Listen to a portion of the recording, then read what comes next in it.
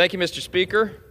The 118th Congress is in full swing now. We are here working full-time again for the American people. And I just wanted to take a few moments tonight here on the House floor to clarify some things about how this new Congress has begun. I'd point out first, for scheduling purposes, of course, the State of the Union is next week.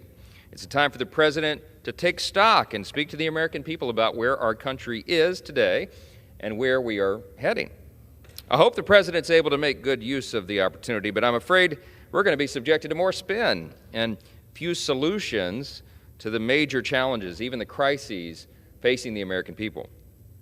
Mr. Speaker, much has been made by the Democrats and the press about how House Republicans have kicked off the 118th Congress.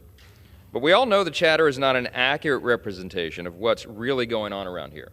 The cameras don't capture it all. We are delighted that the C-SPAN cameras are roving about the floor now. It gives a little more personal view of what's happening here in the chamber. But so much of what goes on outside these walls is not apparent to the American people. So let's be plain about this. Let's put it plainly in real terms what's actually happening now. There's some real reforms that have been brought forward by the new House Republican majority. We now have a much more open legislative process. As I explained to some friends back home over the weekend, we all remember the cartoon. I'm 51 years old. We remember the cartoon Saturday mornings, I'm Just a Bill on Capitol Hill, and it explained how a bill becomes a law. And I explained to our friends from Louisiana who were in town that has not actually been the way a bill becomes a law in this Congress for several years now. We're getting back to that process. We're getting back to what we were taught in civics about how this is supposed to work. Bills have to be limited now to one single subject.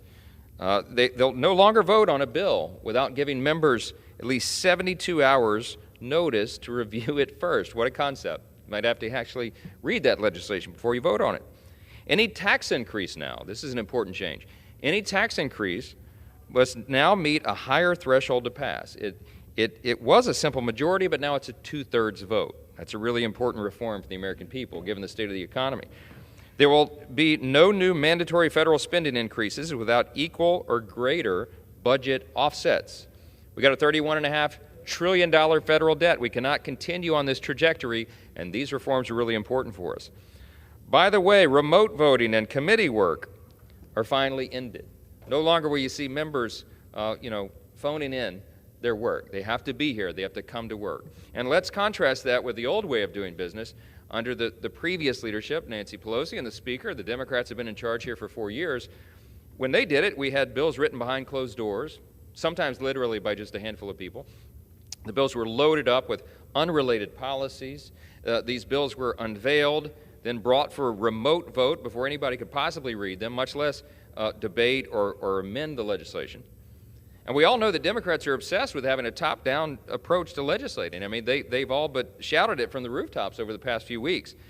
And sure, that might have made former Speaker Pelosi's job easier, but it was not good for the American people. It was not good for the country. It was not good for this revered institution. I suspect that if you ask the American people, they would all agree. This is just common sense, and we are restoring here common sense. We made commitments to America, and we're going to fulfill them. Now, here's the reality. House Republicans have started this year by instituting the most positive reforms to this House in a generation. With Republicans back in charge, the status quo, where there's no transparency, no accountability, outright disregard for regular order, is finally over. And that is a very, very good thing for the country. Mr. Speaker, this week we're voting to end the COVID pandemic emergency order. This is one of the topics we've taken up. We committed to the American people that we would do when we started the Congress, and we have. President Biden has said the pandemic is over. His press secretary says it isn't. And since the White House couldn't get its story straight, we voted now to put an end to the public health emergency declaration. Since the pandemic is over, the emergency declaration should be over as well. Mr. Speaker, this week we're also passing the Show Up Act. Talk about something that's popular with the American people. This House has ended remote work in this body. The Senate did it long ago across the hall. And now we are voting to do the same thing for the remainder of the federal government.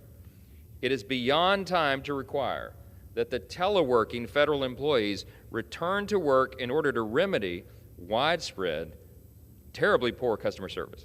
Consider this, the IRS, just the IRS, they have a backlog right now of more than 8 million tax returns from 2021.